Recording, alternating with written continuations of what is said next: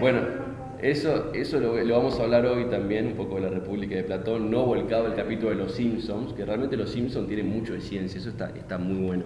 Pero bueno, vamos a pensar en torno a la nación y el Estado, y por sobre todo a la nación y la guerra, que es un punto del trabajo práctico final, ¿no? Nación y guerra, los vínculos que hay entre nación y guerra. Yo creo que eso se viene un poco viendo entre las distintas unidades de la materia. Creo que tiene mucho que ver también la consolidación de la nación argentina en términos de guerra, pero lo que sería efectivo desde mi punto de vista es entender cómo funciona la nación y la guerra en términos más abstractos. ¿A qué voy con esto? Entender qué se piensa de la guerra y qué se piensa también por consiguiente de la paz, si es posible la paz también. Lo que entendemos en primer término, un ojo desprevenido, es que la guerra ha marcado más los surcos de la historia universal que la paz. Eso lo tenemos que decir como primera medida y no únicamente como un capricho o una obstinación, sino entenderlo que la realidad fue así, la historia se desarrolló de esa forma. Algo que no sé si les puede servir, pero realmente es interesante entender cómo se da. Pasa, Patricia, no hay problema. Algo que se denomina la trampa de Tucídides. Tucídides es un historiador griego. Es una teoría sacada del libro llamado Historia de la Guerra del Peloponeso, denominada la trampa de Tucídides, cuya idea es que la guerra que se da entre Esparta y Atenas tiene que ver con algo estructural que se dio a lo largo de la historia y se va a seguir dando. ¿Qué es esto? Significa que cuando una potencia está en auge y luego cae y otra potencia asciende, en ese camino de la potencia en auge cayendo y la potencia en ascenso, valga la redundancia, ascendiendo, se produce un choque y ese choque es una guerra. Es decir, lo que pasó entre Esparta y Atenas es que un imperio venía decayendo y otro subiendo y en ese camino se producen guerras. Eso es lo que se denomina la trampa de Tucídides, que se dio en la guerra del Peloponeso del 460 a.C., pero también se dio entre Portugal y el Imperio Británico, por ejemplo, en el siglo XV después de Cristo. Se dio entre Estados Unidos y la Unión Soviética en una menor medida, ya siendo el siglo XX, y también se dio o se puede llegar a dar entre Estados Unidos y China. Si uno se fija, la campaña de Donald Trump, por ejemplo, más en términos económicos que bélicos, pero sí, evidentemente fue parte de su discurso, tiene que ver con un ataque a China constante, digamos, ¿no? Entonces tenemos una potencia asiática y una potencia occidental, que son, a mi entender, las mayores economías del mundo y las mayores potencias del mundo, encontrándose. Si una potencia cae y otra asciende, puede que en ese camino, según insisto, la trampa de Tucídides, pueda provocarse un enfrentamiento y una guerra. Si bien esta teoría no es tan ilustrativa, a menos a mi juicio, si ustedes pueden contradecirme, buenísimo, para explicar lo que es la nación y la guerra, creo que un poco determina cierta génesis de lo que es la guerra. Yendo a Platón, y también en referencia con lo que decía Antonella en torno al video, vamos a ver un poco de Platón. Platón decía que la causa fundamental de la guerra reside en la corrupción de las almas.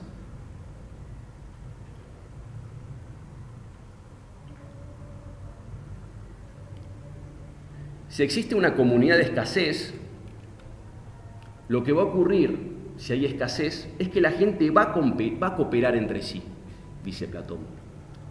Pero no porque la gente es buena y lo hace de una forma bondadosa o lo hace por una bondad, sino que esto se trata de un instinto de supervivencia. Entonces, si hay una comunidad de escasez y evidentemente hay necesidades inmanentes de esa gente, va a haber una suerte de supervivencia en común o intentos de supervivencia. Pero esto no es por una cuestión de bondad, sino, insisto, por un mero instinto. Ahora, si hay escasez, este es el escenario. Pero ¿qué ocurre cuando hay posesiones materiales y la gente empieza a diferenciarse? Empiezan a haber diferencias sociales por las cuestiones materiales. Ahí es cuando se codician los lujos y la ostentación. Y esto para Platón es algo muy grave. Es decir, la corrupción del alma humana se da, en términos platónicos, a partir de los lujos y la ostentación. Entonces, en ese mismo eje, la lucha por los lujos se va a convertir en la lucha por el poder. Esto expresa psicológicamente la decadencia del alma. Es decir, cuando hay un aumento de posesiones materiales y cuando hay lujos y ostentación, se produce una guerra, dice Platón. Lo que ocurre es que en este sentido no tenemos una diferenciación entre guerra civil y guerra internacional, por así decirlo, guerra entre imperios o naciones. Lo que también tenemos que decir es que Platón es un poco el precursor de lo que entendemos por términos modernos, aunque muy precursor porque obviamente se da prácticamente 19 siglos antes o más de 20 siglos sí, anteriores, a una ideología comunista, por así decirlo. Platón, la República, lo que escribe es una ideología de tipo comunista, una utopía comunista. En este sistema político platónico, el gobernante va a ser el filósofo rey, va a ser el sabio, el modelo platónico de sabio va a ser el gobernante. Y esto es un poco lo que pasa en lo que decía Antonella en ese monólogo de radio que hice sobre los Simpsons. En ese capítulo de los Simpsons, no recuerdo puntualmente qué personajes tomaban el poder, pero eran los más sabios de la polis y bueno, hacen referencia explícita a Atenas y a otras obras utópicas y termina saliendo todo mal, digamos, una suerte de crítica al sistema platónico. No recuerdo puntualmente el nombre del episodio. Pero el estado perfecto va a ser cuando no se codicia una riqueza, ¿no? Este va a ser el estado perfecto para Platón. Esta es una teoría de por qué se produce la guerra o el enfrentamiento, digamos. Es la pregunta, digamos, del pensamiento contemporáneo y, digamos, de todo el pensamiento. ¿Cuál es la naturaleza de la guerra? Una postura, podemos decir, opuesta a la de Platón, es la de Lucrecio, que es un poeta romano. Lucrecio va a plantear todo lo contrario.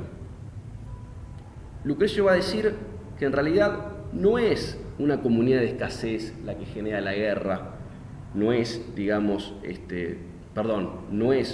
no son los lujos y la ostentación y este progreso material el que genera la guerra y va posteriormente a generar diferencias sociales, sino que la guerra se genera a razón de un progreso técnico, pero no es el progreso técnico el que genera la guerra en sí, sino la falta del mismo, es decir, el atraso económico y el tecnológico. Este atraso económico es el que genera un individualismo propenso a la guerra. Es decir, por un lado, Platón plantea que si hay riquezas, hay mayor ostentación y hay guerra, y por el otro lado Lucrecio plantea que todo lo contrario, que la falta de este progreso técnico, el atraso económico, es el que va a generar un individualismo propenso a la guerra.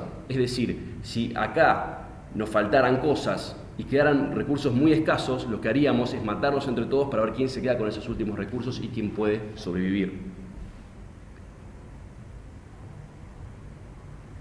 Este debate va a ser sostenido por muchos siglos y lo que también tenemos que recordar y hemos visto en las materias son dos posturas opuestas y bastante abarcativas, pero creo que son bastante ilustrativas, que es, por un lado, la de Rousseau, que hemos visto, la cual plantea que el individuo es por naturaleza bueno y el Estado es el que lo corrompe, y una postura antitética, que es la de Hobbes, que plantea que el individuo es malo, es indómito y tiene que ser el Estado quien ponga el límite y ponga el freno a las pasiones del individuo, que son desde su mayoría indómitas.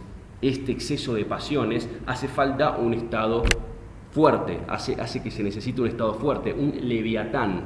De hecho, la metáfora es el monstruo bíblico acuático, que es la metáfora del libro de Thomas Hobbes, el leviatán, es decir, el Estado inmenso, el Estado monárquico. ¿A qué se refiere, perdón? Digamos, de Francia, el poder del rey. Claro, bueno, absoluto. Sí, diríamos, claro, Luis XIV y Luis XVI, digamos, ¿no? Luis XIV creo que fue el más tajante en ese sentido, pero sí, sería la referencia a un Estado monárquico, un gran Estado monárquico. ¿Cómo es lo que plantea Hobbes? Hobbes plantea que el individuo es indómito, es malo por naturaleza y tiene que ser el Estado quien venga a poner orden y venga a poner un límite a esas pasiones del individuo. Eso es lo que plantea Thomas Hobbes, ¿no? Ahora, en contraposición a todo esto, lo que plantea Heráclito, un filósofo griego, es que en realidad no es ni el progreso material el que genera la guerra, ni la falta del mismo. Heráclito, con H se escribe. Un filósofo presocrático que sostiene que en realidad no se trata del progreso material y no se trata tampoco de la falta del mismo, sino que en realidad la guerra está en la naturaleza humana. No se da ni por un motivo ni por otro. En uno de sus escritos sostiene: los hombres deberían saber que la guerra es general y que la justicia es lucha. Todas las cosas nacen y mueren a través de la lucha. Es decir, es un conflicto constante, es un enfrentamiento bélico constante. Es una postura, diríamos, trágica. Esa misma postura es la que sostiene Nietzsche en la genealogía de la moral muchos siglos más tarde, finales del siglo XIX. Sabemos que el filósofo alemán Nietzsche en sí era completamente crítico con la moral cristiana, decía que la moral cristiana era la decadencia de Occidente, y claro, lo denominaba mala conciencia, porque claro, lo que hace la moral cristiana es establecer una paz exterior, pero a expensas de una paz, de una falta de paz individual. La paz exterior es justamente generada porque falta una paz individual. Incluso en una obra de Así habló Zaratustra, no sé si la han escuchado nombrar, que es una suerte de parodia al Nuevo Testamento, donde ahí creo que Nietzsche, de forma muy aforística y poética, demuestra que una religión se puede construir, porque incluso hace una parodia de la Biblia. Dice cosas así como: antes de enseñar a amar al prójimo, me tienen que enseñar a amarme a mí mismo, porque si no me amo a mí mismo no puedo amar al prójimo, y todas contradicciones a lo que es la moral cristiana. Yo creo que es una de sus obras más categóricas, pero lo que sostiene, digamos, Nietzsche en términos generales, y no en Así habló Zaratustra, sino en la genealogía de la moral, es que los progresos de la civilización se dan a través de los actos de violencia. Es decir, la división entre amos y esclavos se refleja en lo que es una lucha física. Es una postura similar a la de Heráclito. ¿Se da a través del conflicto o del enfrentamiento? De actos de violencia. Puede ser también entendido como lucha. Y después es esa misma idea que retoma el marxismo, digamos, del conflicto. Exactamente. Bueno, yo creo que el tema de Marx lo que toma de forma inamovible es que las relaciones humanas están establecidas por relaciones económicas, ¿no? Porque claro, me podrían argumentar, bueno, pero la religión también es motivo de guerra, sí, pero lo que va a decir Marx es que también la religión se basa en cierta forma en relaciones económicas. Entonces, claro, lo que plantea Marx, sabiendo que la ética, la religión y las expresiones psicológicas se encuentran condicionadas por las formas de producción económica, entonces la causa de la guerra, para Marx, va a ser producto de las condiciones materiales vigentes. Es decir, Marx va a plantear que la lucha proletaria se da también a partir de las condiciones materiales y los medios de producción capitalistas que se encuentran en manos de capitalistas. Si tomo lo que decía Claudia, entonces, es que claro, el marxismo o Marx propiciamente, y yo diría también en su mayoría de sus vertientes, no va a escindir la violencia de la lucha política. Es decir, según Marx, vamos de una esclavitud al feudalismo, del feudalismo al capitalismo y el capitalismo al socialismo. Cualquier guerra que rompa con este desarrollo histórico que es, insisto, esclavitud al feudalismo, feudalismo al capitalismo, el capitalismo al socialismo, va a ser negativa. No obstante ello, mientras que una guerra acompañe este proceso de liberación humana, por así decirlo, no lo diría en esos términos Marx, pero lo podemos entender, va a ser considerada justa.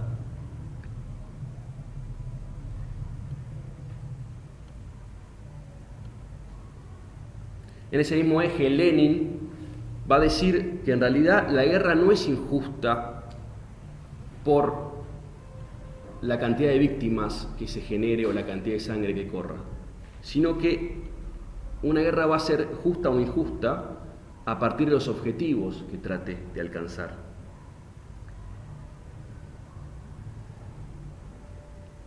Es decir, si una colonia se levanta contra una potencia imperialista, independientemente de quién haya iniciado el conflicto, esa va a ser una guerra justa, sin importar quién sea el primero en atacar.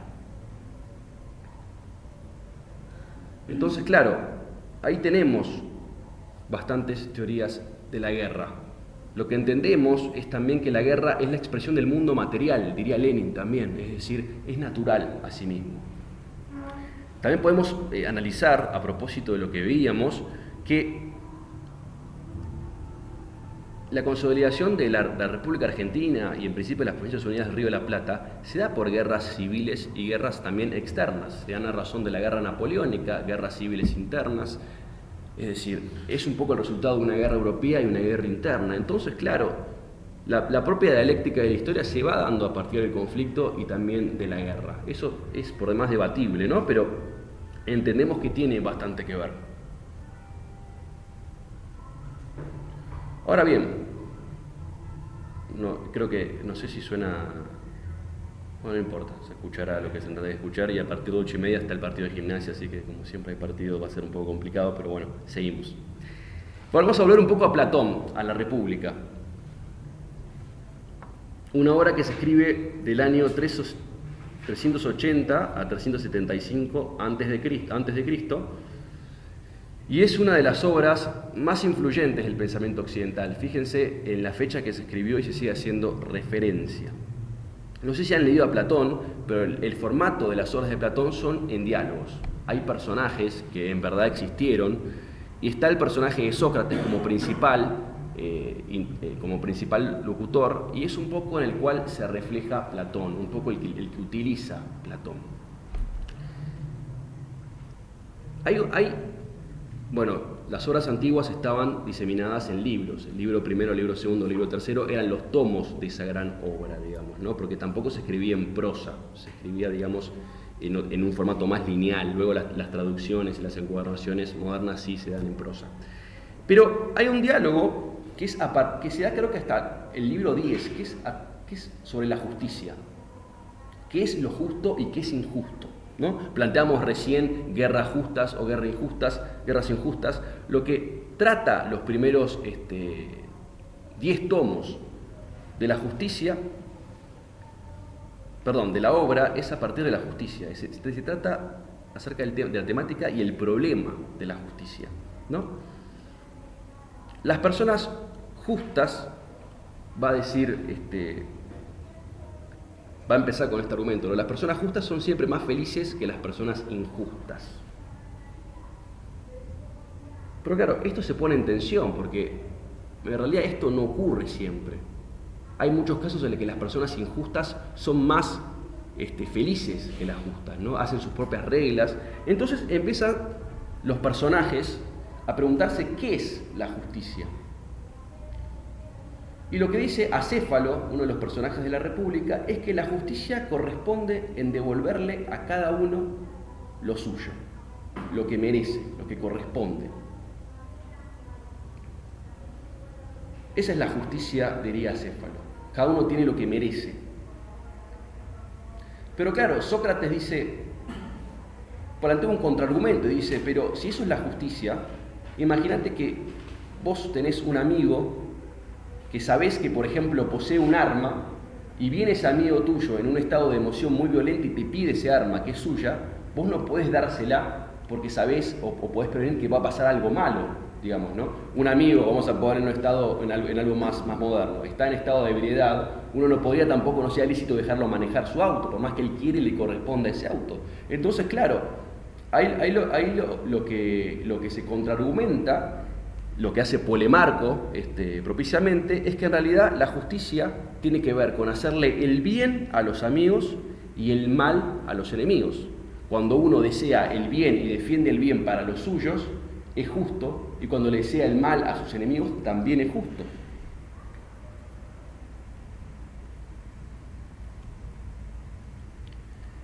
Sócrates lo que va a decir es que estas definiciones de justicia no están mal específicamente, no están mal en su totalidad, pero son unilaterales, es decir, ¿cómo sabemos quién es amigo y quién no? ¿Y cómo sabemos qué es lo que está mal y lo que no?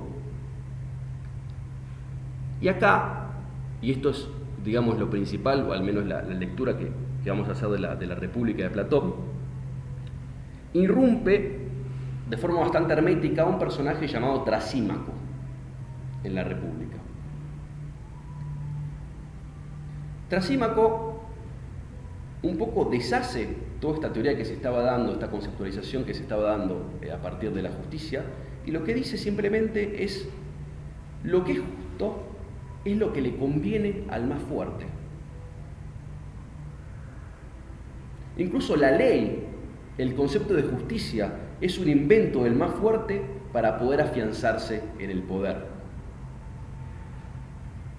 Esa fuerza que posee, valga la redundancia, el más fuerte, es la que inventa el Estado. El Estado es gobernado por el más fuerte y es el Estado el que logra imponer la ley.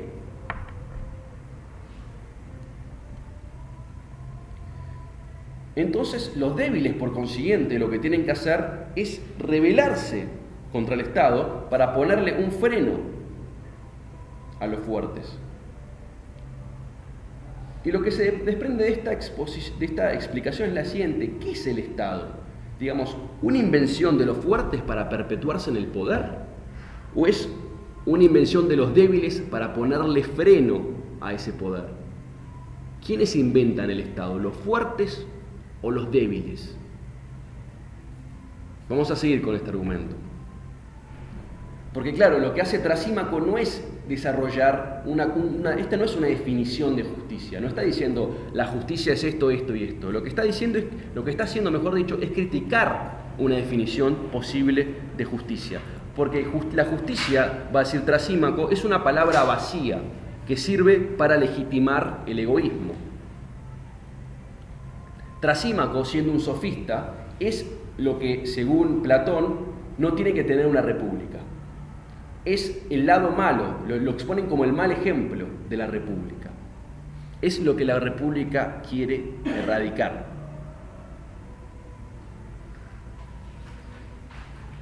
En este mismo eje, estamos haciendo una lectura bastante cerrada, pero pongamos entonces que Trasímaco tiene razón.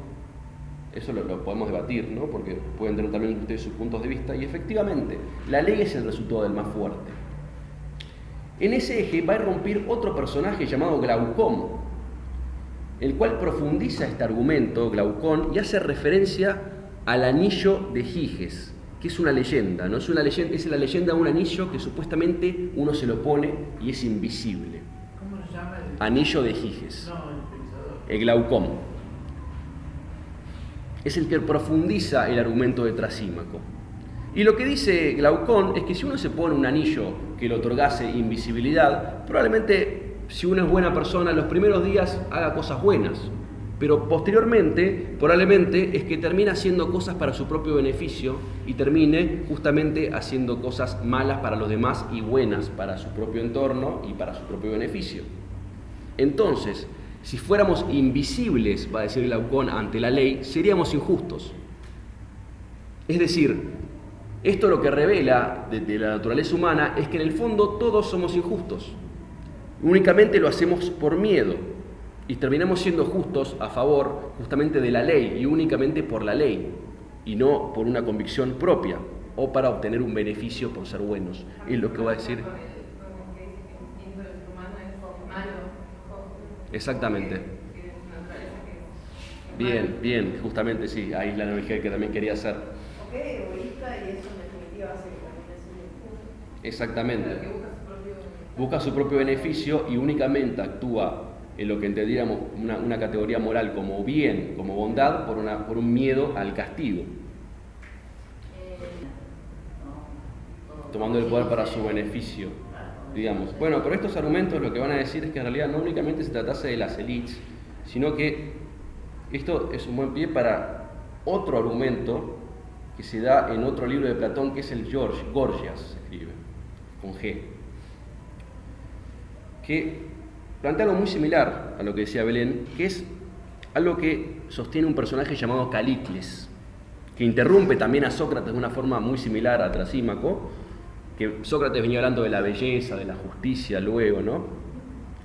Y lo que dice Calícles es algo muy similar a Trasímaco, es decir, la ley está dada por encima, o está dada a partir de la naturaleza, ¿no? Es decir, la naturaleza choca contra la ley, porque los seres humanos tienden naturalmente hacia la guerra, una postura como la que planteaba Heráclito.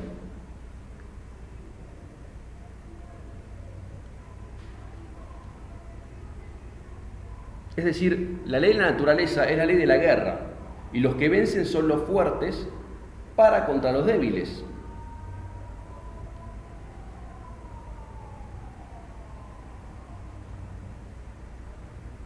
Estos fuertes, estas podemos decir en términos modernos élites dominantes, pero vamos a decir fuertes, no ven límites para su deseo.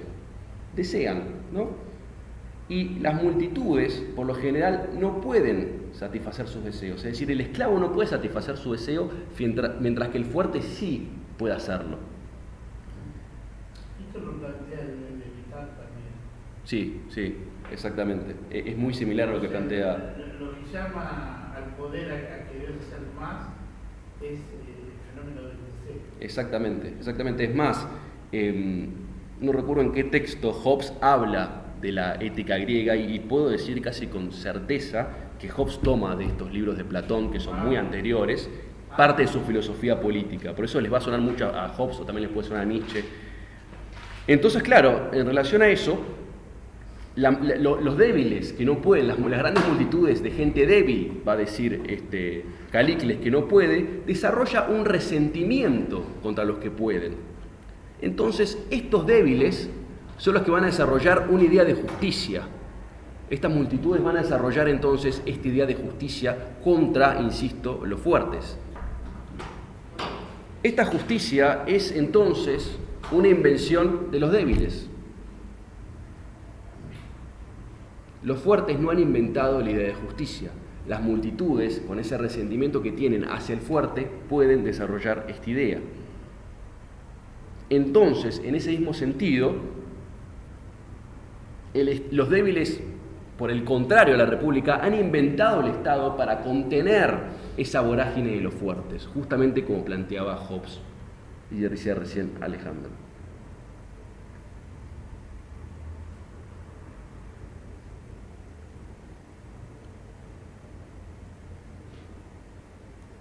En ese sentido, lo que prima es la fuerza del fuerte contra el débil. No existe una ley.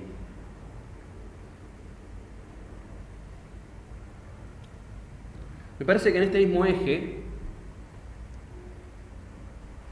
si pensamos que el Estado es una invención del débil para contener al fuerte, o es una invención de los fuertes para perpetuarse en el poder, deberíamos prescindir de estos textos, porque en realidad lo que vemos que empieza a pasar, que estos textos son meramente abstractos, no es como se manejaba la cultura griega en sí misma, que es lo que va a decir Hobbes, es la lectura de los griegos de Hobbes. Hablando un poco de esta cultura griega, que es un poco el comienzo del pensamiento político occidental, filosófico político occidental, hablemos un poco de la Ilíada, que es una epopeya que se le atribuye usualmente a Homero, ¿no? Y la Ilíada y la Odisea, bueno, planteando también el mito de Ulises y las sirenas, la Ilíada con sus cantos.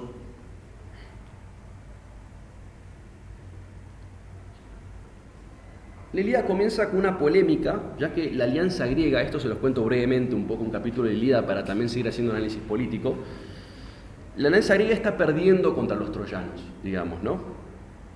Entonces, ocurre que los dioses castigan a los griegos justamente, y por eso mismo estaban perdiendo contra los troyanos, lo que es actualmente Turquía.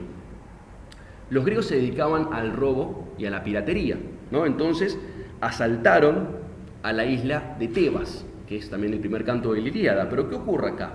El robo no era considerado algo malo, es decir, la gloria se consideraba en el combate. El más glorioso o el más ético, por así decirlo, era el que poseía la fuerza. Y esa fuerza te daba el derecho de invadir. De hecho, de ahí viene la palabra aristocracia, de arete, guerrero valioso. Luego de este asalto de Tebas, Agamenón, que es otro personaje, se queda con una parte del botín, y Aquiles también. ¿Qué ocurre? Cruces, un sacerdote de Tebas, reclama que en ese robo, es decir, el robo que plantea Agamenón y Aquiles, se habían quedado con su hija, ¿no? A lo cual pide que le devuelvan a su hija, digamos, ¿no? Porque no pueden robarse a su hija. Y claro, él se niega a Agamenón, ¿no? Es decir, Agamenón dice, yo no quiero devolver a lo que me robé porque yo me lo gané por mi honor. Yo tengo derecho a robar esto, tengo derecho a invadir porque hemos tenido, digamos, la valentía de derrotarlos en el combate. Entonces, claro, acá Agamenón se niega y Crises, como era sacerdote de Apolo, pide que lancen una maldición sobre los griegos. Y allí es cuando debaten los griegos qué hacer, si efectivamente devolver a la hija de Crises o no. Entonces Agamenón devuelve la parte de su botín, pero dice, acepto devolver la parte de mi botín, pero voy a tomar la parte de otro botín. Y termina tomando el de Aquiles. Entonces, claro, ahí justamente Aquiles cuando desarrolla una cólera inmensa y dice que no va a combatir más. Hasta que es el primer canto de la Ilíada. ¿Qué ocurre acá? La invasión no es condenada. Nadie en ningún momento se plantea que está haciendo algo mal con robar y desarrollar una piratería, ¿no? Se invade para demostrar el poder, es un derecho. La invasión, si uno la supera en número a la otra persona, al otro imperio o a la otra nación o a la otra polis, es considerada un derecho. Y tampoco existe una jurisprudencia del Estado o una autonomía de los pueblos. Así lo demuestra el primer canto de la Ilíada. Lo que prima, entonces, es la fuerza, no es la ley.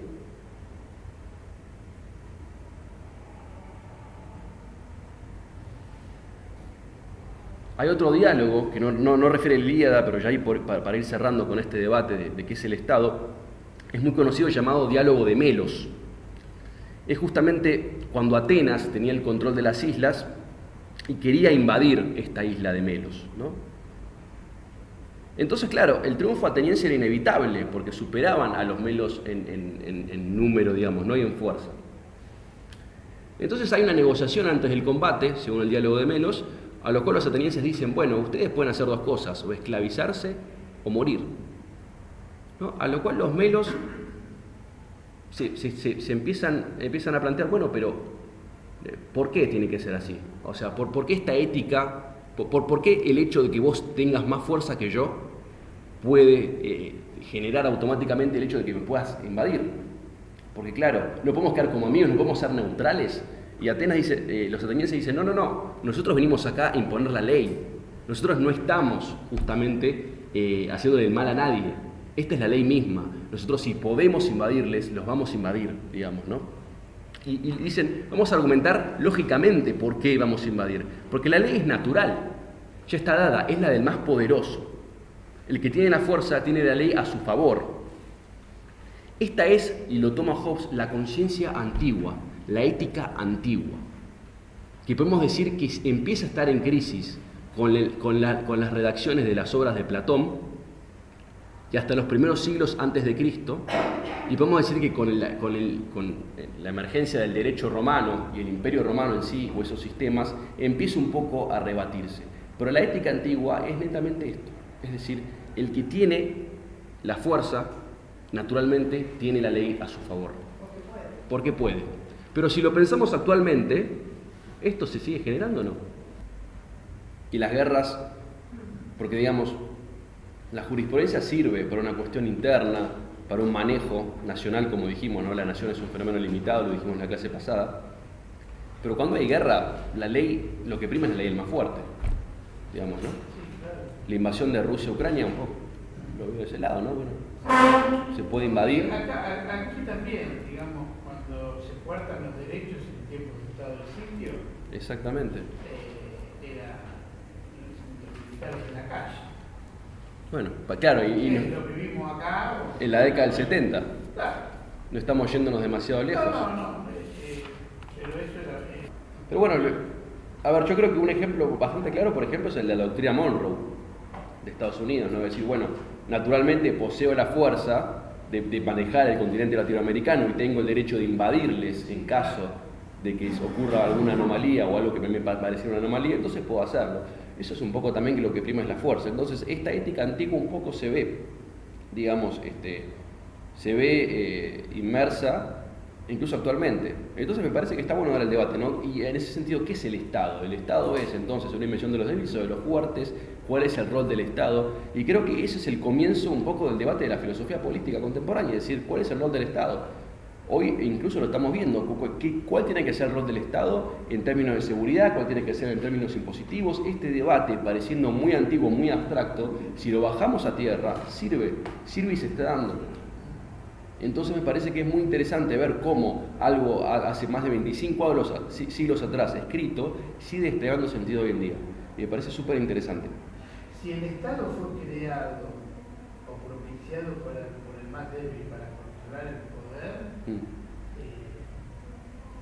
puede que haya ocurrido. Lo que pasa es que uno por ahí es más resultadista.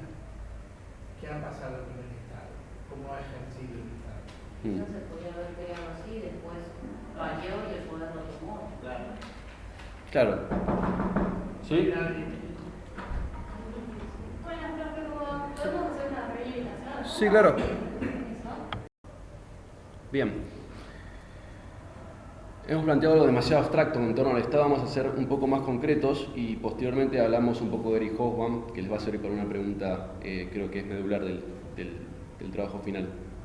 De principio, hablemos un poco del Estado, ya que entendemos que ese dualismo me parece que es un poco, diría yo, irreconciliable en términos trágicos, porque en realidad es un debate que se pueden sumergir y tomar posición ustedes, pero no es que haya algo bueno o malo, o mal fundamentado o no, sino que efectivamente sigue siendo algo muy debatible, ¿no? Siempre y cuando uno lo pueda fundamentar, insisto, de forma lógica. Entendemos que el primer obstáculo para hablar del Estado también, o para establecer una sociología del Estado, un análisis, es que partimos a priori de él, es decir, no hay mentalidad que no esté inmersa en lo que es el estatismo, es decir, hay un Ministerio de Educación, hay una sociedad, hay un Estado de Derecho. El análisis que tenemos que hacer a partir de esta concepción parte del propio Estado, es decir, hay un Ministerio de Educación, hay una currícula, en efecto el Estado es también el resultado de lo que somos, o nosotros y nosotras somos un poco el resultado de esta mentalidad estatal. En ese sentido, el Estado puede ser visto como un principio de ortodoxia, es decir, un principio normativo, una suerte de principio oculto que puede ser visto a través del orden público, principio oculto que puede ser visto a través del orden público. Es decir, hay un poder normalizado, naturalizado, no es que se impone constantemente el Estado, sino que ya se está dando. Y es un poco la concepción, y me voy un poquito de tema, pero me parece ilustrativo, del poder de Foucault, el a priori. Es decir, no es que, llevándolo al caso de la charla de recién, el centro de estudiantes de esta facultad o de todas las facultades tiene que todo el tiempo decir que tiene la autoridad, sino que ya está normalizado el hecho de que el centro de estudiantes tiene el poder.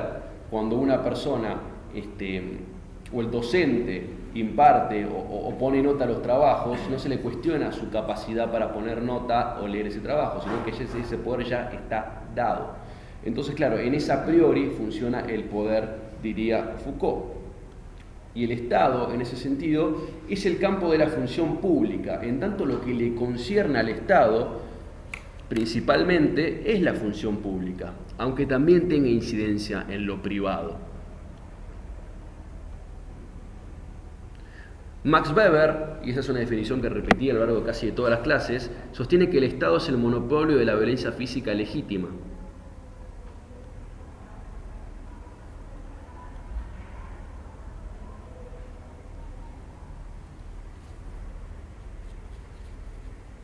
Hay una fábula que es bastante ambigua, pero me parece interesante para analizar, es el hecho de que, por ejemplo, plantea el escenario abstracto que hay una aldea que tiene un gran problema de seguridad, donde no hay Estado, pero sí está la aldea con ese problema de seguridad. Y lo que se hace es formar una suerte de comando para defender esa aldea. Como ese comando es muy bueno, empiezan a ser contratados por otros territorios. Esos territorios empiezan a pagarle un tributo a ese comando porque, claro, tienen que trabajar de eso. Entonces, claro, ese comando empieza a controlar diversas zonas y empiezan a obtener un beneficio económico por eso. Y lo que plantea esta fábula, bastante corta y ambigua, insisto, pero me parece que también puede servir, es cuál es la diferencia entre el Estado, digamos, y un accionar meramente coercitivo, porque hay que pagar, digamos, por una cuestión de defensión. Entonces, a partir de esa defensa de los territorios surgiría una policía justamente viene de polis, y un posible Estado en términos de Weber, el monopolio de la violencia física legítima. Uno, por ejemplo, ve a un policía reprimiendo a una persona. A ver, es cierto que hay mano dura, a veces hay gatillo fácil, hay organizaciones de derechos humanos, eso es cierto.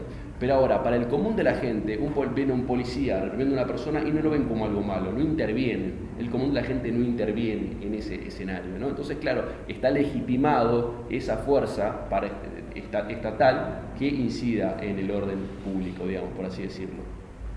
Lo que va a decir Bourdieu a propósito de esto es que es el monopolio de la violencia física y simbólica legítima, porque esta violencia física se legitima a través del aspecto simbólico.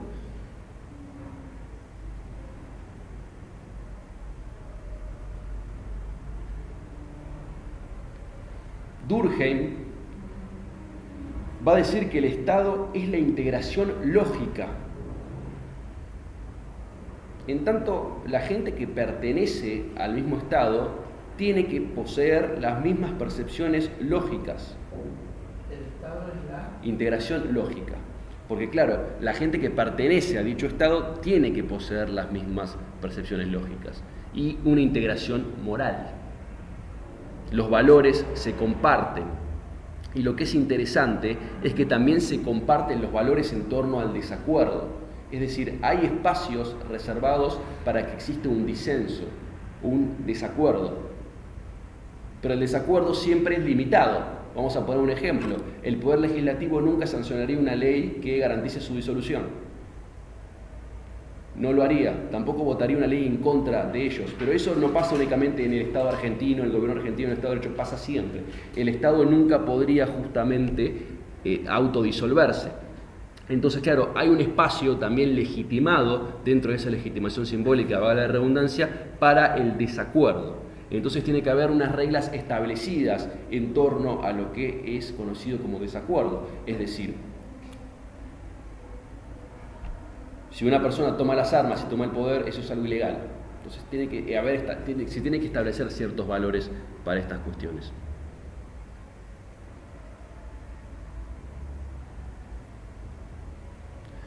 Para decirlo muy brevemente, y ya empezar a cerrar con el tema de Estado, Hegel sostenía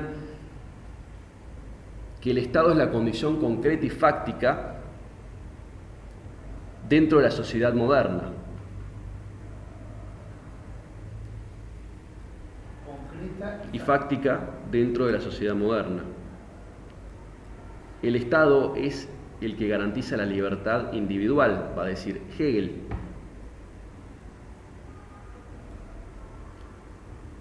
Y en ese mismo sentido, el Estado debe garantizar la propiedad privada, porque para Hegel la propiedad privada es el principio de libertad.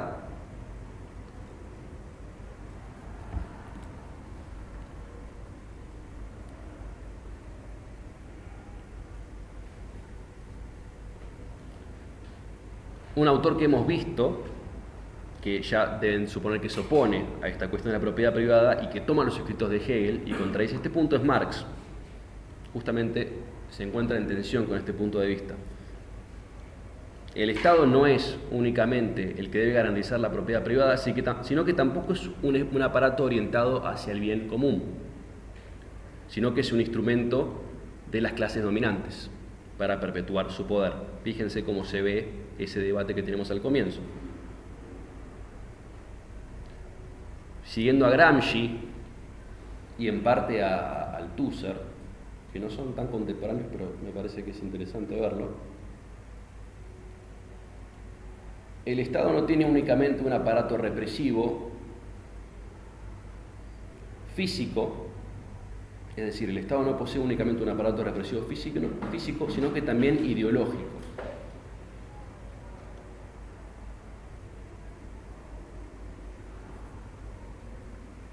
En efecto, esta hegemonía del Estado no lo pone al servicio del bien común, sino al servicio de los que dominan económica y simbólicamente.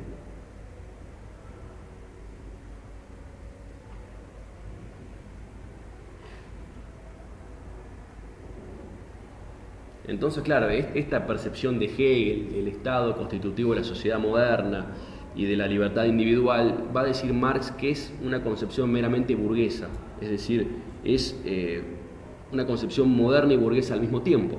Pero claro, el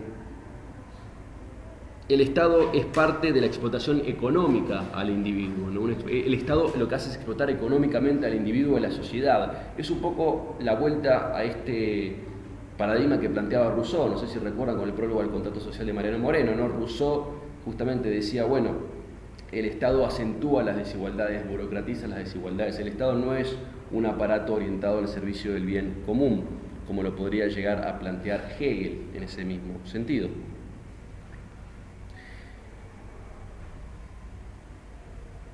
Y otra distinción del Estado, que parece un poco, a simple vista nos puede parecer algo bastante menor, pero creo que ha funcionado siempre, que es el establecimiento de una temporalidad. El Estado establece la temporalidad, es decir, hasta donde nos permite comprender la antropología, siempre los Estados se han visto frente al problema de imponer un tiempo público, fiestas cívicas, imponer un calendario, un orden de la temporalidad. No es como planteaba Sartre, que decía, yo soy libre, puedo no ir a trabajar, tengo la libertad de no levantarme, digamos. Uno acepta la temporalidad, uno acepta la agenda dada por el Estado, acepta el modelo dado por el Estado. Entonces, claro, ese consenso es el que valida a partir de la creencia al Estado mismo. Es decir, el Estado posee acciones. Y lo que podemos decir estructuralmente es que en realidad involucra a las expresiones más micropolíticas que podemos llegar a discernir. Por ejemplo, el inspector que va a un colegio, esto pasaba más antes, pero creo que sigue pasando, colegios secundarios, va un inspector del Ministerio de Educación a vigilar, el inspector distrital, digamos, ¿no? En nombre de una autoridad superior, que es el Estado, digamos, ¿no? ¿Y qué va a inspeccionar el inspector, digamos, ¿no? ¿Y quién inspecciona lo que hace el inspector, que también es un trabajo del Estado? El juicio del docente, sobre todo el docente secundario, también está validado por el Estado, tiene el aval justamente estatal. Y el ejemplo más paradigmático en torno a quién vigila, los que vigilan, es el de los jueces. El Poder Judicial justamente tiene esa función estatal, de emitir un juicio, una certificación pública de algo, de una pena o de un juicio. Entonces, para ir cerrando y no extender demasiado al margen de que quedan ciertas cosas, pero creo que no vamos a tener tiempo. En esos casos el Estado se audita para hacia adentro. Exactamente. Es algo que no puede ser. Se autorregula y se perpetúa, podemos decir, ¿no? No existe. Es como que se autoriza tal o cual cosa desde lo propio. Desde lo propio y digamos desde una función, y sin ir más lejos, quizás es un poco traído de los pelos, pero el saber legitimado por parte del Estado es el de un título. Es decir, uno tiene que tener un título universitario para justamente legitimar un saber, porque uno puede saber mucho, pero tiene que legitimar de alguna forma o tiene que certificar en nombre del Estado que acredite ese saber. Es licenciada en comunicación social, es abogada, es arquitecta, es lo que fuere. Es decir, se tiene que legitimar eso. No basta con que uno sepa, sino con el hecho de demostrarlo, digamos, ¿no?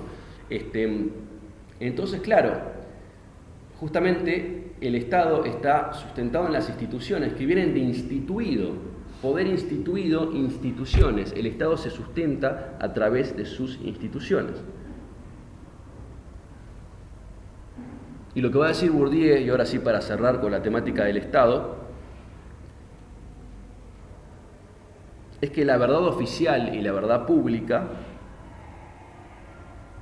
es caracterizado por los legisladores.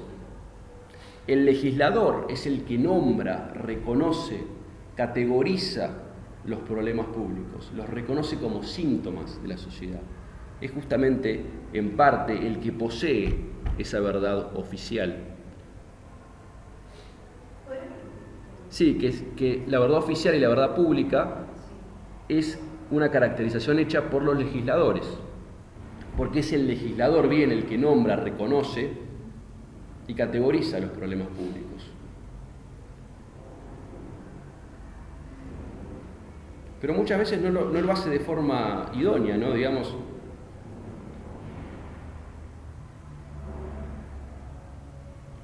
recuerdo haber leído un trabajo antropológico de Philip Bourgois, creo que era un antropólogo norteamericano que estudia la venta de crack en East Harlem, que es un barrio neoyorquino de puertorriqueños, y analiza cómo es la economía subterránea del crack y ve cómo es la producción de crack. Va a vivir a un barrio y se encuentra con los latinos vendiendo, justamente los latinos allí, los puertorriqueños vendiendo crack, y ve cómo es el manejo de esa economía subterránea, y se cumplen horarios, hay producción, digamos, ¿no? Hay disciplina con torno a obviamente es un ambiente muy violento, pero el legislador probablemente no haga eso, no ataca de esa forma al problema público, no ataca desde la génesis al problema público, sino que más que nada lo nombra. Digo, se me ocurre como un caso en el cual justamente se reconoce un problema público, pero desde una posición. Hay otro trabajo, sí, André. En Nueva York hay sociedades que están montadas debajo de los túneles que atraviesan la calle principal, que atraviesan toda la ciudad, hay más de 15.000 personas viviendo en esos túneles. Esas son se han formado sociedades, una sociedad aparte, que no está legitimada por el Estado porque se oculta. Claro. Y esto gente que están fuera del Estado, claro. Exactamente. No están en un sistema productivo, no existe prácticamente. Que no está nombrada, digamos, por el Estado mismo. Sí, es verdad, eso es interesante ese ejemplo. Porque acá, digamos, no ocurre de forma al menos tan fuerte como es tangible como es en Estados Unidos y en Nueva York también, ¿no? Pero como para cerrar, ¿no? El hecho de también entender a los problemas públicos de una posición, ¿no? Hay otro trabajo que sostiene, que analiza los accidentes automovilísticos por la ingesta de alcohol, y lo que sostiene es que se legisla muchas veces con la prohibición, es decir, no se puede tomar o se controla al conductor, y por ejemplo no se invierte, por el contrario, en un transporte público que pueda sustentar a esa persona que tiene que manejar, ¿no? Ver el problema público de otro lado, que se hace muchas veces en la academia, ¿sí, Claudia? Yendo más lejos, como pensar por qué esta persona está alcoholizada por la vida, porque el alcohol es una droga, entonces como un problema público de salud mental, de drogas, que eso sería lo óptimo. Exactamente. No la prohibición ni la legislación, sino más bien como lo preventivo. Exactamente. Pero el humano es hijo de rigor también. Claro, pero también lo preventivo es la reducción de daños. Yo creo que sí. Para el Estado sí. El no hacer un daño. Después, yo creo que el Estado, por la condición psicológica de la persona que tiene una ingesta de alcohol, no se preocupa. Digamos, nunca podría servir como una cuestión preventiva desde ese lado. Parece interesante verlo. Pero sí, digamos que hay una suerte de unilateralidad allí por relacionar al Estado. Eso lo planteaba Fernando en esos términos. Estamos en un constante plebiscito. Sí. Y como y No dio respuesta, simplemente. Queda acusado, por Dios.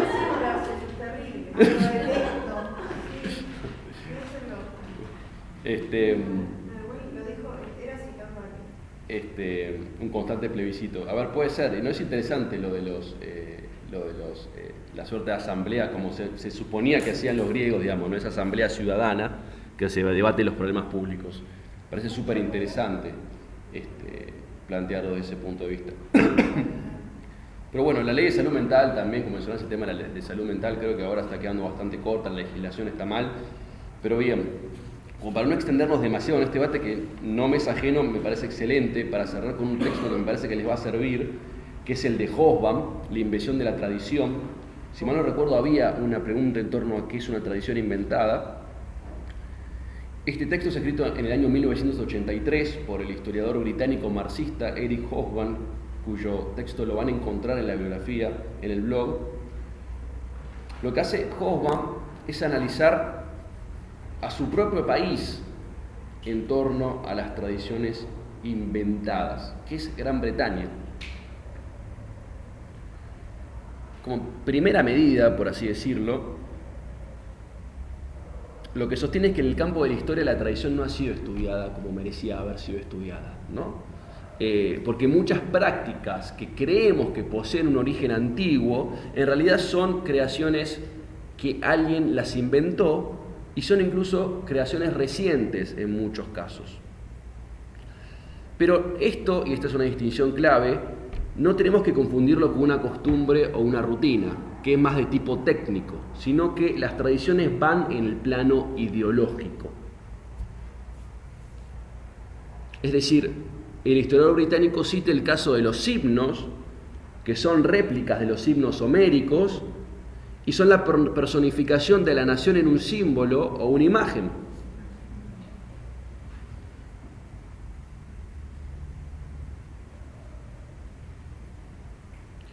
Voy a decir la definición de tradición inventada textual y después la debatimos, así también les queda. Entonces, la tradición inventada implica un grupo de prácticas normalmente gobernadas por reglas aceptadas abierta o tácitamente y de naturaleza simbólica o ritual que buscan inculcar determinados valores o normas de comportamiento por medio de su repetición, lo cual implica automáticamente continuidad con el pasado. Sé que es largo, es medio abarcativo demasiado, pero lo podemos bajar a tierra fácilmente. Cuando entendemos que una tradición es inventada, lo que reconocemos es que no son inmutables, digamos, que no van a dejar de cambiar con el devenir del tiempo. Es decir, son dinámicas y son influenciadas por las necesidades contemporáneas y las construcciones sociales. No podemos escindir a las tradiciones inventadas del análisis de las sociedades. Porque claro, en la construcción nacional, las naciones no buscan estar completamente renovadas y constantemente renovadas, sino que buscan estar dentro de lo más antiguo, de la tradición, de lo más remoto de los pasados. Festejamos justamente los centenarios de nuestro pasado, ¿no? Porque claro, es una comunidad presuntamente natural que no necesita explicación, y eso también se relaciona con el olvido de Ernest Renan, no sé si recuerdan la clase pasada. Lo que va a decir Hobsbawm es que hay tres tipos superpuestas de tradiciones inventadas.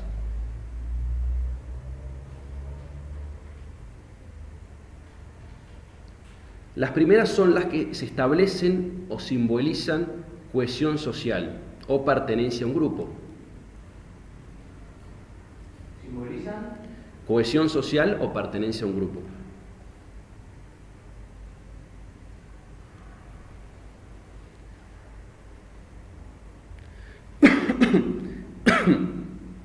Las segundas son las que establecen o legitiman instituciones.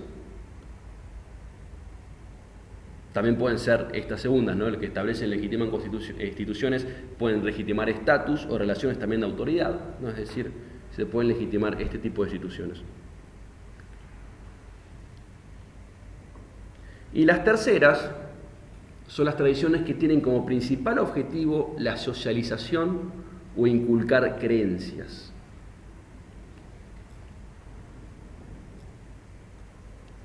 Esto les puede parecer demasiado abstracto, pero vamos a bajarlo un poquito a tierra. Sí, bueno, ¿qué puede llegar a ser una tradición inventada?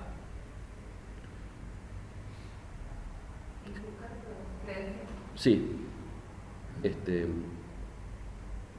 Claro, la socialización e inculcar creencias, sí. Un caso bastante paradigmático es el de, no sé si recuerdan, porque nosotros no lo festejamos, pero sí los países anglosajones, el Día de Acción de Gracias, ¿no? Que se creía que se trataba de un encuentro amistoso entre los colonos europeos y los habitantes nativos de Estados Unidos. es decir, prácticamente el Renacimiento. Esto en realidad no es cierto, sino que en 1860 Abraham Lincoln declaró feriado de Acción de Gracias justamente para promover la unidad entre los norteamericanos durante la Guerra Civil. Y no es hasta el siglo XX que se festeja esa tradición, de modo que en realidad entendemos que es una tradición inventada. Otra tradición inventada dentro de nuestro país, ahora en este caso, es lo que hemos visto con, por ejemplo, la figura del gaucho. Es una tradición inventada. Las concepciones del gaucho han sido súper variadas y las concepciones del gaucho han sido peyorativas y positivas, pesimistas y optimistas. En ese caso, el gaucho es una figura netamente construida. Cuando vemos en los actos de colegio gente disfrazada de gaucho y toda una tradición, como por ejemplo pasa el 25 de mayo, el 9 de julio, tiene que ver con tradiciones inventadas, justamente que refieren a esta simbología nacional de la cual habla Hobsbawm. Entonces así hay bastantes casos que los invito también a que busquen el caso de tradiciones inventadas. Son construcciones sociales y lo que les voy a decir acá es que entiendan a la nación como una construcción social. No pongan que no es una construcción social la nación, no pongan que hay algo de natural, digamos, ¿no? Es algo que lo puedan argumentar muy bien. Pero evidentemente todas las teorías que hemos visto hasta ahora denotan el hecho de que la nación es una construcción, ¿no? Es un arquetipo cultural, es un artefacto cultural, diría Renan, ¿no? No, pero bueno, realmente esta es la última clase, así que les agradezco por haber venido todas estas clases, sin, y obviando un poco lo último, pero realmente leyendo los trabajos de cada uno, fue el grupo más, por así, más parejo. Siempre hubo muy buenas producciones, y no es por ser condescendiente con ustedes, sino realmente por ser realistas. Realmente tenían muy buen nivel, los que quedaron realmente tienen muy buen nivel. Así que bueno, esta fue la materia que para mí es interesante. Espero haber estado a la altura. A veces son temas que son muy complejos, así que insisto que espero haber estado a la altura, pero bueno, espero que no haya sido demasiado tortuoso estas 2 horas, realmente. Yo no la pasé mal, así que bueno, gracias. Espero haber sido lo más claro y didáctico, realmente, espero haber sido así.